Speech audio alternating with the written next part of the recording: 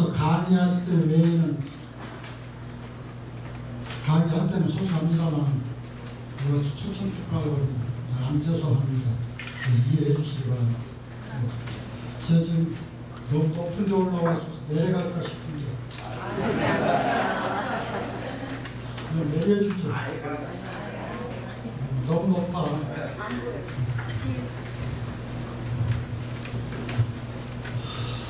네, 지금 여러분들에게 우리 장관 강의 메모지가 강의한 다 봉투 속에 들어있을 겁니다.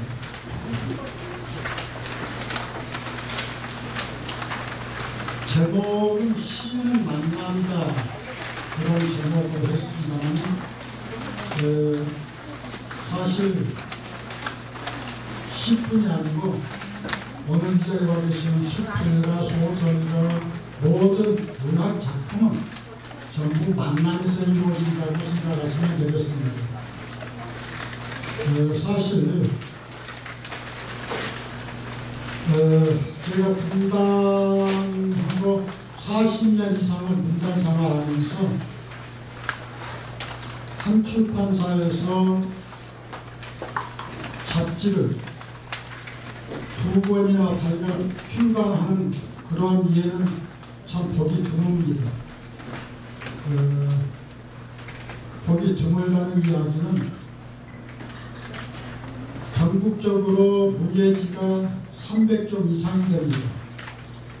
그런가 그래도 다들 저도 기억을 못합니다만 제가 지금까지 각 문예지에 발표했던 잡지들만 계산하면 한 30-40권 정도밖에 기억이 없는데 일단은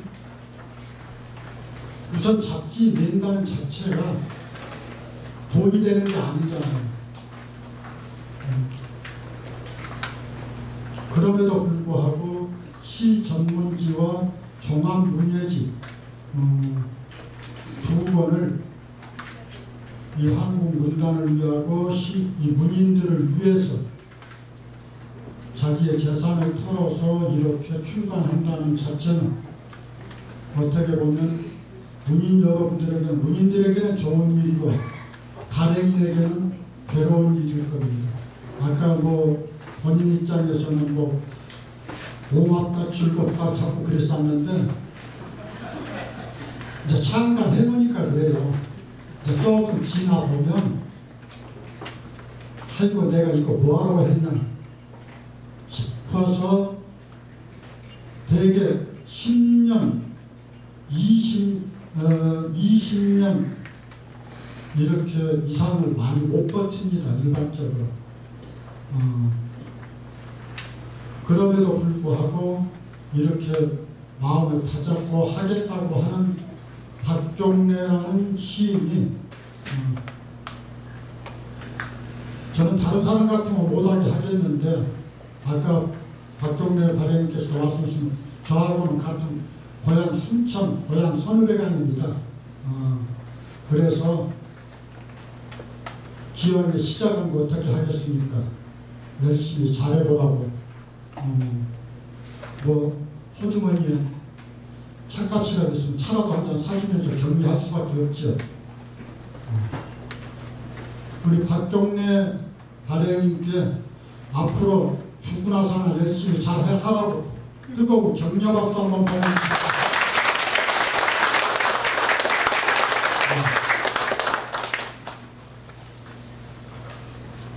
모든 문학은 만남이다. 사실 그렇죠. 문학 작품이라는 게 만남이 아니고는 이루어질 수가 없는 것이 우리들이 잘 알고 있는 사실입니다만 그럼에도 불구하고 제가 이것을 강조하지 않을 수 없는 것은 작품들을 다 자기가 잘 써서 작품이 나온 걸로 그렇게 다 착각을 한다는 이야기입니다.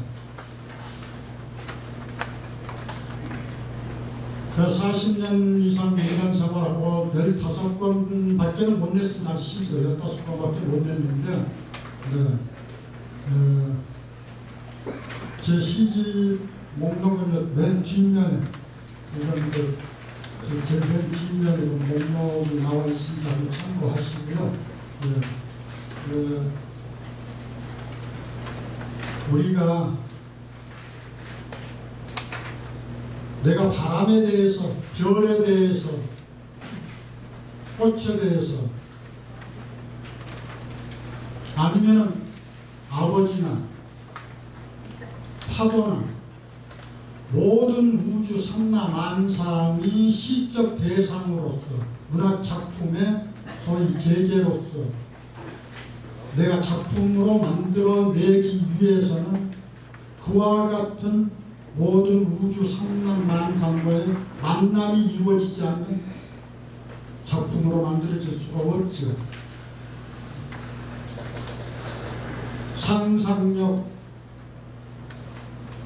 상상력이란 말, 이미지네이션이란 말 자체도 만남에서부터 시작을 해야지, 그렇지 않고 자기의 머리로만 가지고 어디서 들었던 풍월로만 가지고 쓰면 감동을 줄 수가 없게 되고 거짓말로 쓸 수밖에 없는 것이고, 그래서 시골 사람이 남대문도 가보지도 않고 야 문턱이 있더라 없더라 싸우게 되고, 갔다 왔던 사람 문턱이 뭐 소나무로 되느니 자작나무로 되느냐고 또 검은 소리 했었고 그렇게 됩니다. 사실 우리가 만남이라고 했을 때에 저는 거기 셋째 줄에 나오는 그 인용문이 나옵니다. 잘난 누린 루미의 이야기를 저는 늘 생각을 합니다. 셋째 줄 잘난 누린 루미가 말하는 인용문을 한번 읽어보겠습니다. 내가 지나온 모든 길은 곧 당신에게로 향한 길이었다. 내가 거쳐온 수많은 여행은 당신을 찾기 위한 여행이었다. 내가 길을 잃고 헤맬 때조차도 나는 당신을 향해 걸어가고 있었다. 그리고 마침내 내가 당신을 발견했을 때 나는 알게 되었다. 그 다음이 중요하죠. 당신 역시 나를 향해 걸어오고 있었다는 사실을, 이렇게 되는 겁니다. 내가 꽃 한 송이를 보고 꽃 한 송이를 만나서 그 꽃 한 송이를 가지고 시를 쓴다고 했을 때요, 내가 그 꽃을 보러 간 것, 꽃을 목적으로 그곳에 간 것은 아니지만 그곳에 꽃이 있었다. 나를 기다리고 있었다. 그 만남의 순간 그 꽃은 나에게 와서 시가 되어주는 거죠.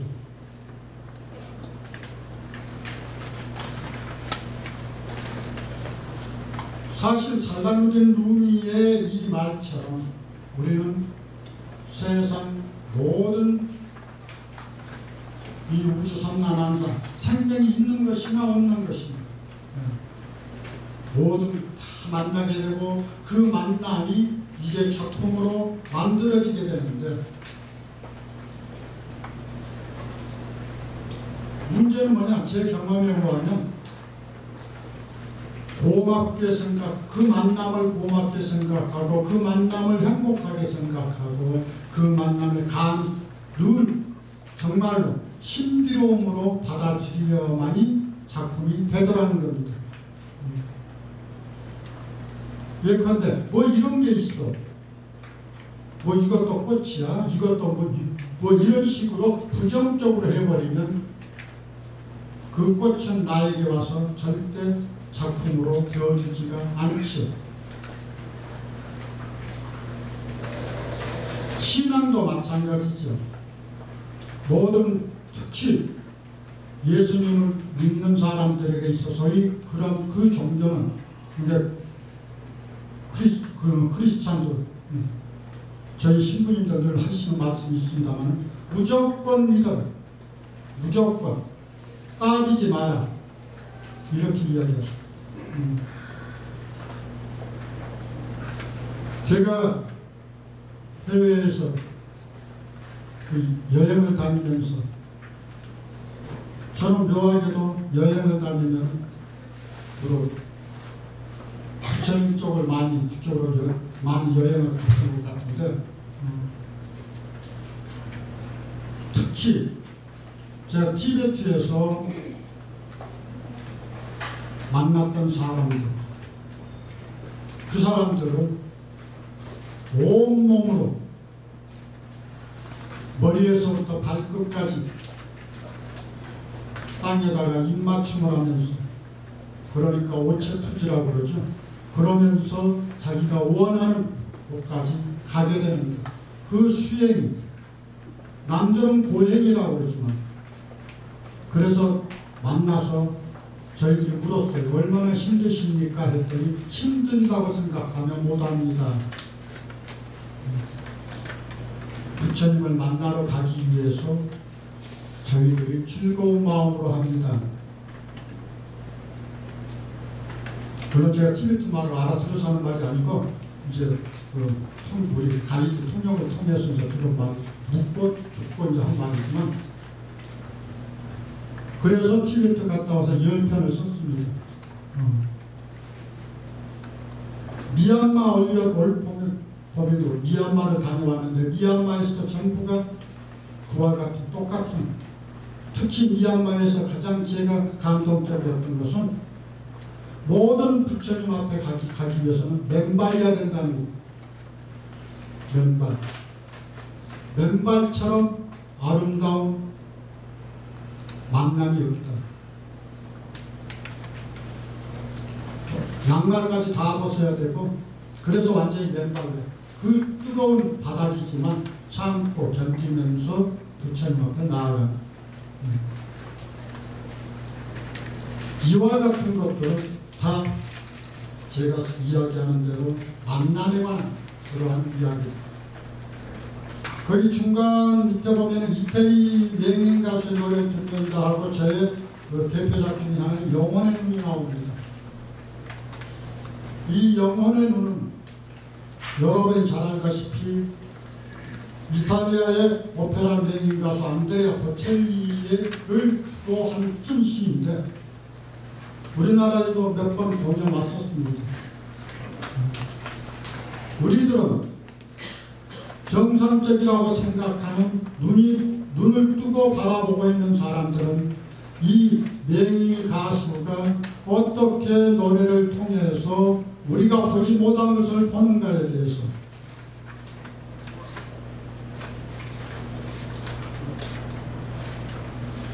저는 그 노래를 듣고 이렇게 시를 썼습니다. 이태리 맹인 가수의 노래를 듣는다. 눈먼 가수는 소리로 느티나무 송이 튀우는 봄비를 보고 미세하게 가라앉는 꽃그늘도 본다. 바람 가는 길을 느리게 따라가거나 푸른 별들이 쉬어가는 샘가에서 생의 긴 그림자를 내려놓기도 한다. 그의 소리는 우주의 흙냄새와 물냄새를 뿜어낸다. 은방울꽃 하얀 종을 울린다. 붉은 전못이 나리 기린 쪽 꿀을 빨게 한다. 금강소나무 껍질을 더욱 붉게 한다. 아찔하다. 영혼의 눈으로 밝음을 이기는 힘. 저 반짝이는 눈망울 앞에, 소리 앞에 나는 도저히 눈을 뜰 수가 없다. 그러니까 어떻게 보면 우리는 눈을 뜨고 모두들 막 보고 듣고 만난다고 생각하지만, 이렇게 맹인 가수는 눈을 감고도 우리가 보지 못하는 영혼의 눈으로 우주 삼라만상과의 대화를 하고 우주 삼라만상을 가지고 노래로 한다는 이야기입니다. 그 뒷장에 넘어가 보면 브레이트 시의 이런 시를, 저는 이 시를 굉장히 좋아하는데요. 어떤 식으로 이 작은 장미를 기록해야 할까? 이거 보시죠. 어떤 식으로 이 작은 장미를 기록해야 할까? 갑자기 짙은 빨강의 장미, 신선한 장미가 보이지 않는데, 장미를 찾아온 것은 아니지만 우리가 도착했을 때 장미가 거기 있었네. 장미가 거기 있기 전에는 아무도 장미를 기대하지 않았는데 장미가 거기 있었을 때 누구나 놀랐네. 출발하지 않은 것이 목적지에 도착한 것. 그런데 대체로 모든 일이 그렇지 않고, 제가 기차를 타고 여행을 가서 어느 목적지에, 예를 들어서 제 고향 순천이든 제 순천에 이제 고향에 어머니를 뵈러 갈 때 장미를 보러 간 것은 아니지만 어머니를 뵈러 갔죠. 갔는데 순천역에 딱 도착해서 개찰구를 나오는데 그 앞에 정원에 장미가 빨갛게 피어서 한박 웃으면서 어서와, 여기가 너의 고향이야 하면서 반겨주더라. 상상되지요? 내가 장미 보러 온 건 아니에요. 어머니를 만나러 왔는데, 어머니를 뵈러 왔는데 장미가, 생각지도 않은 장미가 나를 반겨줘. 이 만남의 신비. 그랬을 때 이렇게 시가 안 나온다고 그러면 사람이 아니죠. 나오지. 시인이 아니어도, 꼭 시인이라고 말 안 해도 와 하고 감탄합니다. 그리고 집에 가서 한 줄이라도 쓸 수 있어. 시를 전혀 써보지 않았지만 한 줄이라도, 오늘 나는 여기 고향역에 내려서 붉은 장미를 만났네, 붉은 장미를 보았네 한다든가, 장미가 나를 기다리고 있었네 한다든가, 얼마나 감동. 오늘 오후 4시에 이 자리에서 만남이 있다는 이야기를 듣고 오면서, 물론 안면이 있는 팀도 있습니다만 저하고 오늘 처음 뵙는 분들, 제가 이분들을 여기서 이렇게 만나리라고 어떻게 여러분들 만나려고 상상을 하고 왔겠어요? 와서 보니까 이렇게 반갑게 만나. 그러니 오늘 박종래는 나에게 수많은 좋은 사람들을 만나게 해주었네, 이렇게 되는 거죠. 박종래보다 기분 나쁜 생각이 많아요. 저는 후배니까 뭐 동생처럼 생각합니다. 그러니까 이제 공식석상에서는 그래도 그 대표님 그래야지, 회장님 그래야 되겠죠. 자, 그 밑에 제가 LA 초청 강연을 갔다 와서 LA의 초청 문학 강연을 지난 4월달 5월달 다녀왔습니다. 그때 거기서 이제 그분들이 저를 일주일 동안 여행을 시켜주셨어요. 여행을 시켜주었는데 덴마크 사람들이 모여 사는 솔뱅이라는 도시를 한번 데리고 갔었습니다. 저를. 그 솔뱅이라는 덴마크 그 도시가 꼭 완전히 덴마크식으로 되어 있더라고요. 미국이지만.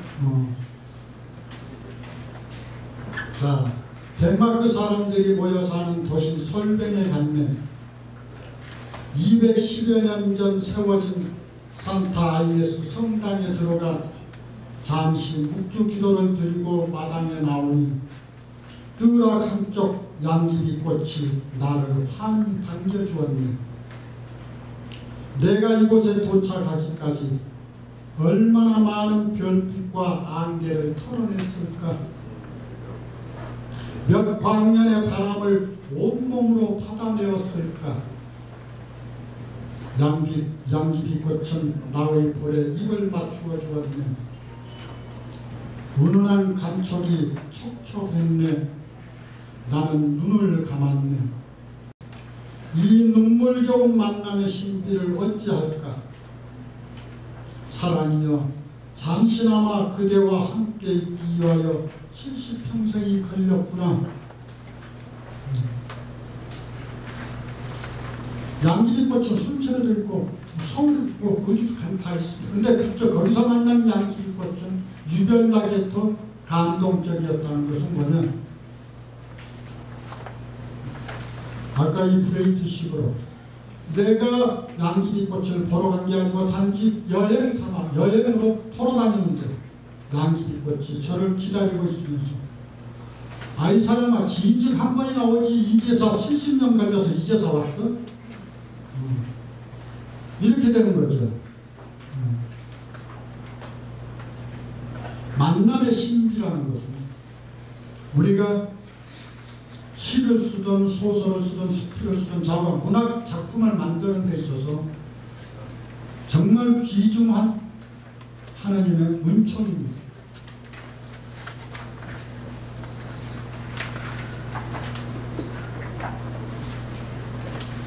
사실 모든 작품들이 만남이 아니고는 이루어지지 않는 거죠. 그 후에 제 강연록 맨 마지막 글에 보면 그렇게 되어 있습니다.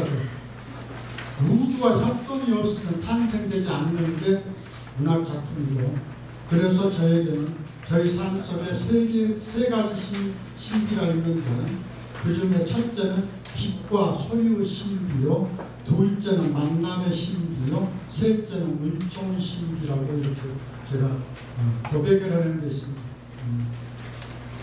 빛과 소리의 신비. 시는 기본적으로 보다와 듣다로 시작을 합니다. 기본적으로 시각과 청각이죠. 그래서 이 빛이라는 보는 것하고 소리라는 듣는 것, 이와 같은 것이 저에게 작품 쓰는 데 있어서 얼마나 큰 신비로운지 모른다는 이야기입니다.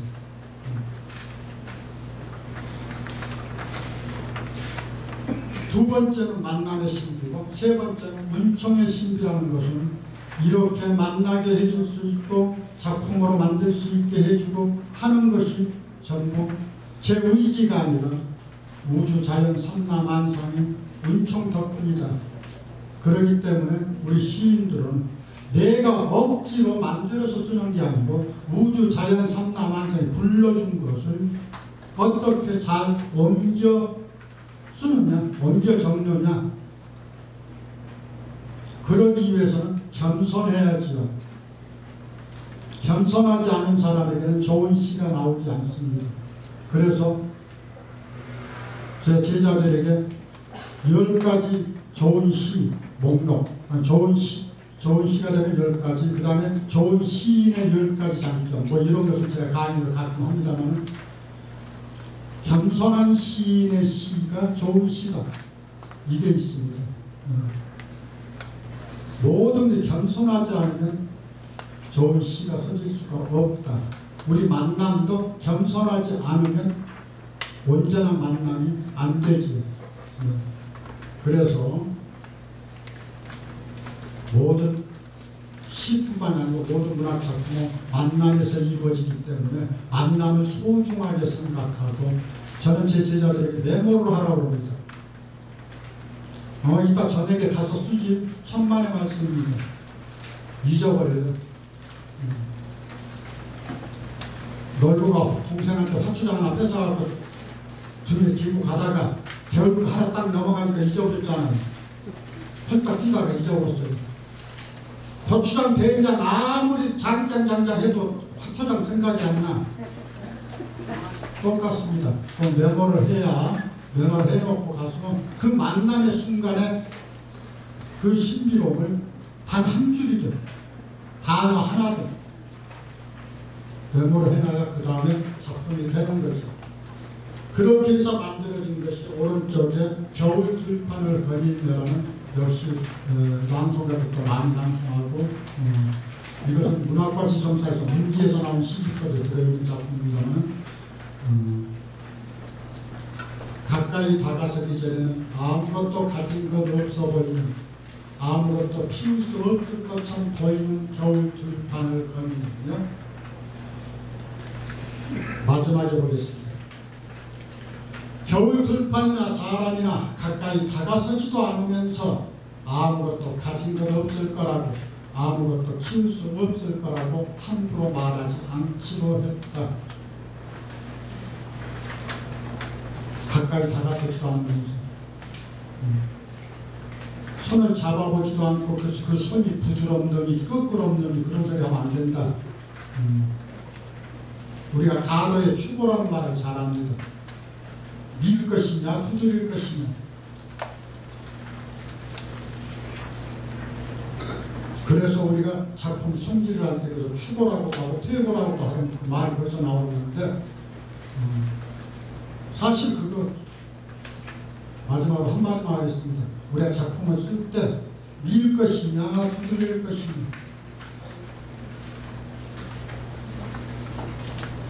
저는 강의 시간에 그 이야기를 했습니다. 결국 그것을 가르쳐준 하면은 고로 해라. 두드릴 고자로 해라. 그래야 작품이 살아난다 하고 했는데 저는 천만의 말씀이다. 밀든지 두드리든지 지가 직접 가서 두드려 보거나 밀어봐야 작품이 되는 거지. 직접 가서 가보지도 않고 머릿속으로만 여기 민 것이 나올까 두드린 게 나올까 딱 그러지 마. 다시 말하면 직접 가서 만나라 이거죠. 직접 가서 만나라. 풀 한 포기 돌멩이 하나를 내가 실어서 때려도 직접 만나보고 써야 되는 거. 냄새를 맡아보고 만져보고. 이것이 바로 오늘 제가 여러분들 말씀드리고자 하는 만남의 시간 이야기. 다음 또 신앙송 순서를 많이 읽고 그래서 제 작품 하나 마지막으로 낭송하겠습니다. 파도라는 작품 하나 낭송하겠습니다.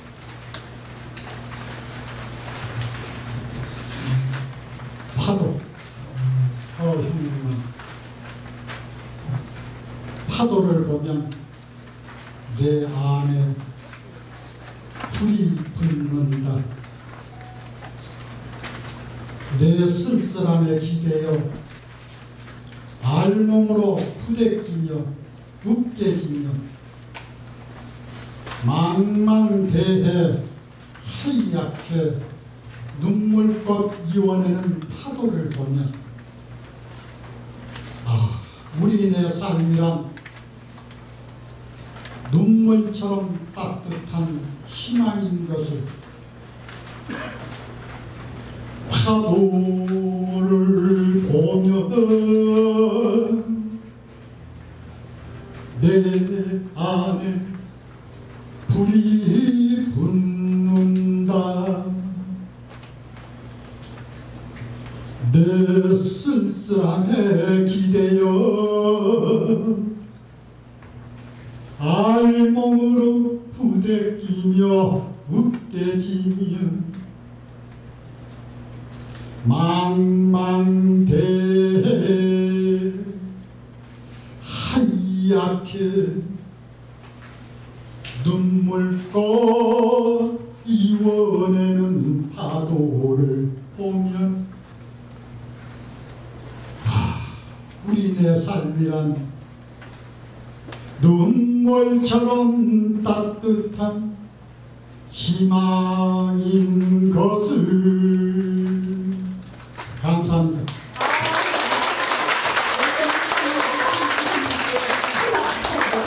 잠깐만요. 강남 포엠 북락회